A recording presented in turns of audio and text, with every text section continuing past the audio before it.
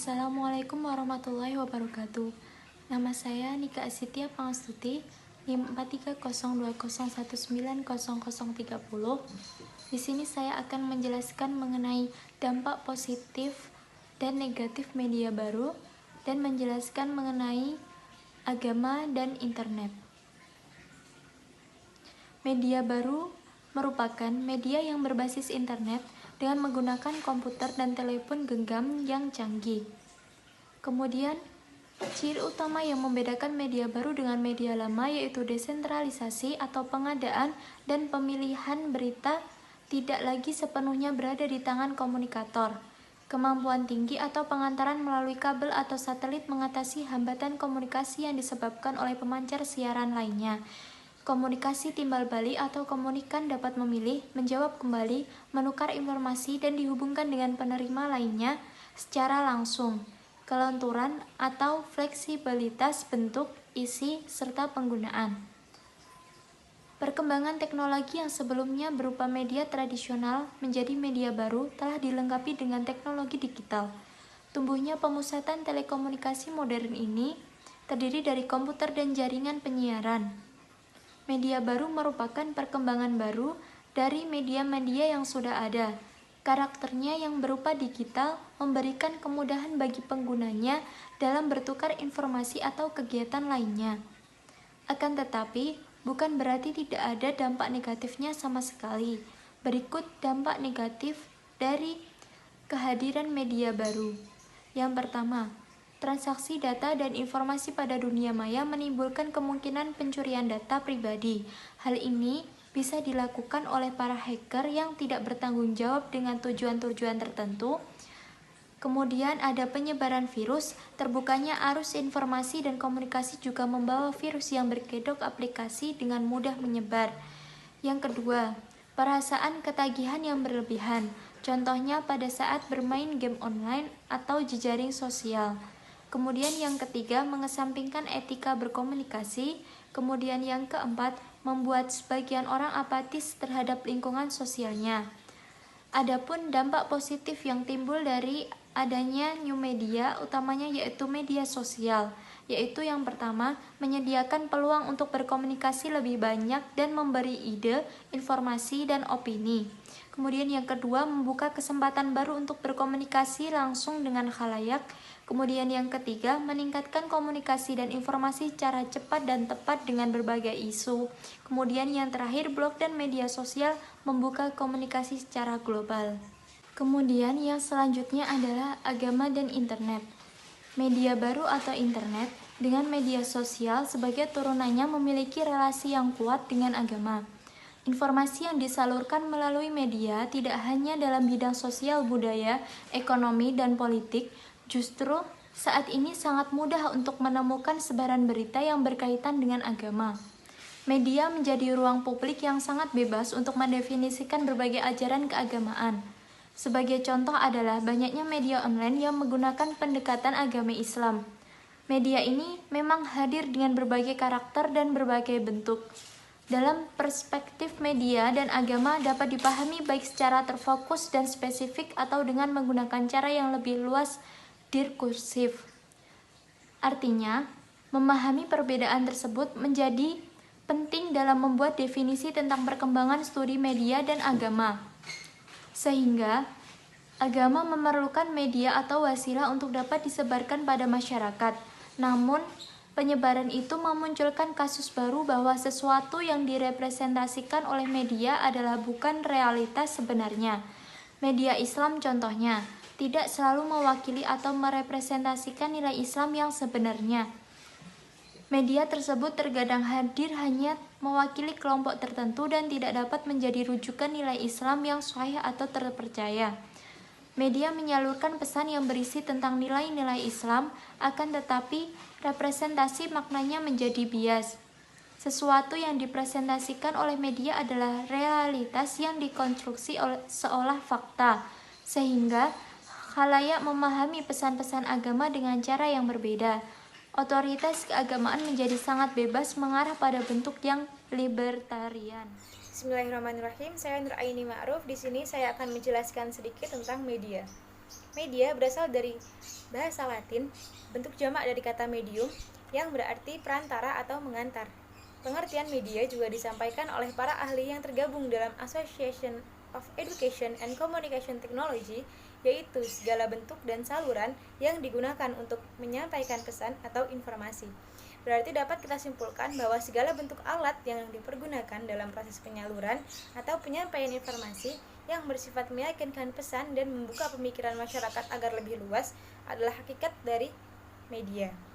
Kehadiran media massa seperti surat kabar, radio, televisi, dan internet sebagai media komunikasi di abad modern ini telah berpengaruh sangat luas. Contohnya, suatu pesan atau berita yang kita kirim melalui internet dapat dengan mudah diterima oleh masyarakat dalam waktu yang relatif singkat.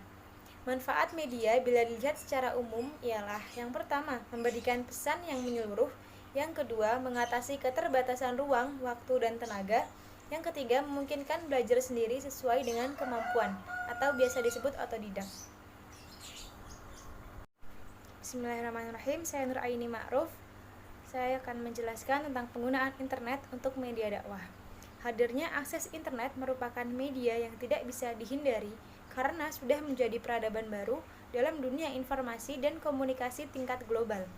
Dengan adanya akses internet, maka sangat banyak informasi yang dapat dan layak diakses oleh masyarakat internasional, baik untuk kepentingan pribadi, pendidikan, bisnis, dan lain-lain.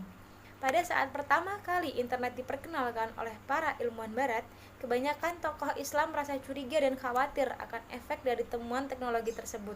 Namun salah seorang pemikir Islam dari Syria, yaitu Dr. Andes Muhammad Said Ramadhan Al-Buthi, menyatakan bahwa jaringan internet yang hampir menelan seluruh penjuru dunia merupakan lahan luas, karena di situ bertebaran podium-podium yang menyuarakan kepentingan Islam dengan memperkenalkan, mengajak atau berdakwah, membela, dan memecahkan berbagai problema. Pada akhirnya diakui bahwa alasan ternyata berdakwah melalui jaringan internet dinilai sangat efektif dan potensial dengan berbagai alasan. Internet mempunyai 3 keunggulan sebagai media dakwah dibanding media lainnya. Yang pertama, sifatnya yang never turn off, tidak pernah dimatikan, dan unlimited access, dapat diakses tanpa batas. Internet memberi keleluasaan kepada penggunanya untuk mengakses dalam kondisi dan situasi apapun. Yang kedua, internet merupakan tempat yang tepat bagi mereka yang ingin berdiskusi tentang pengalaman spiritual yang mungkin tidak rasional, dan jika dibawa ke forum biasanya akan mengurangi keterbukaannya. Yang ketiga, sebagian orang yang memiliki keterbatasan dalam komunikasi seringkali mendapat kesulitan guna mengatasi keraguan spiritual mereka. Padahal mereka ingin sekali berdiskusi dan mendapat bimbingan dari para ulama. Sementara itu, ada sebagian orang yang ingin bertanya atau siap berdebat dengan para ulama untuk mencari kebenaran, namun kondisi sering tidak memungkinkan. Maka dari itu, internet hadir sebagai kawan diskusi sekaligus pembimbing setia. Di samping itu, terdapat cara dan fasilitas yang dapat digunakan dalam menyampaikan dakwah lewat internet.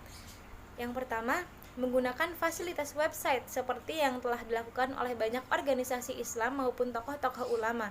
Berdakwah dengan menggunakan fasilitas ini dianggap lebih fleksibel dan luas jika dibandingkan dengan fasilitas lainnya. Yang kedua yaitu dengan menggunakan fasilitas mailing list, dengan mengajak diskusi keagamaan atau dengan mengirim pesan-pesan moral kepada seluruh anggotanya, dengan menggunakan fasilitas chatting yang memungkinkan untuk berinteraksi secara langsung. Assalamualaikum warahmatullahi wabarakatuh. Alhamdulillahi rabbil alamin. Hadana li hada inna kunna tahtiya an hadana Allah. Qala Allah ta'ala dzalika wa man yu'azzim hurumatillahi fa huwa khairul lahu inda rabbih. Wa ilaslakum al-an'amu illa ma yusla 'alaikum fajtanibu rijsa bil awthani wajtanibu qawla dzur. Di sini saya akan menerangkan bagaimana hukumnya umat muslim menggunakan internet. Pada dasarnya, memang sejarah internet diciptakan itu bukan orang muslim yang membuatnya. Dikatakan menggunakan bahasa yang, maaf, sedikit kasar, internet itu diciptakan oleh orang-orang kafir. Akan tetapi, jika dihakikatkan dengan peradaban dari kemajuan zaman, maka internet merupakan suatu produk yang tercipta karena adanya kemajuan teknologi. Sehingga dalam sistem informasi muncul dari mana yang bermula media konvensional menjadi media sosial. Apa sih media sosial? Media sosial itu adalah media yang tercipta dan bisa diakses hanya menggunakan internet saja.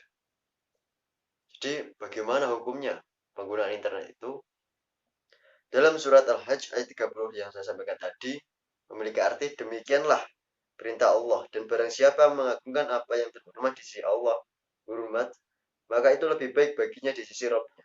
Dan dihalalkan bagi kamu semua hewan ternak kecuali yang diterangkan kepadamu keharamannya. Maka jauhilah penyembahannya berhala-berhala yang najis itu, dan jauhilah perkataan dusta. Jadi bagaimana hukumnya menggunakan internet sebagai media informasi? Terlebih lagi dalam Islam menggunakan internet sebagai, menggunakan media sosial dengan jejaring internet sebagai media dakwah. Di sini hukumnya diperbolehkan. Karena apa?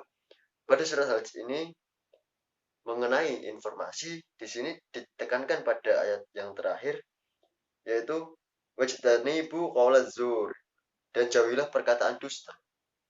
Maka penggunaan internet sebagai media dakwah ini boleh-boleh saja, karena tidak dapat dipungkiri kemajuan zaman, kemajuan teknologi ini membawa perubahan, termasuk kepada pola informasi ini terbentuk.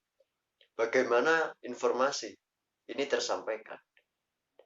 Dulunya, pada masa tradisional, pada masa media konvensional, penyampaian informasi, penyampaian data-data itu disampaikan melalui tulisan-tulisan, melalui broadcasting, melalui majalah, koran, tabloid. Tapi saat ini, media sosial seperti hanya Facebook, Instagram, YouTube, Twitter, dan masih banyak lagi digunakan sebagai media dakwah. Ini hukumnya halal saja. Karena yang terpenting dalam Islam itu mengatur jelas mana yang halal, mana yang haram. Dan fakta membuktikan realitas saat ini banyak menggunakan media sosial, baik itu Facebook, Instagram, maupun YouTube. Itu ulama-ulama, para tokoh-tokoh agama, para ustadz, para kiai menggunakannya untuk berdakwah. Jadi hukumnya adalah halal jika kita menggunakan media sosial, meskipun itu ciptaannya orang kafir, untuk kita gunakan sebagai media dakwah, sebagai media kita menerima dan menyampaikan informasi. Itu hukumnya halal saja. Demikian yang dapat saya sampaikan mengenai bagaimana hukum menggunakan jejaring internet sebagai jalinan media sosial untuk memberikan dan menerima informasi. Sekian dari saya. Wassalamualaikum warahmatullahi wabarakatuh.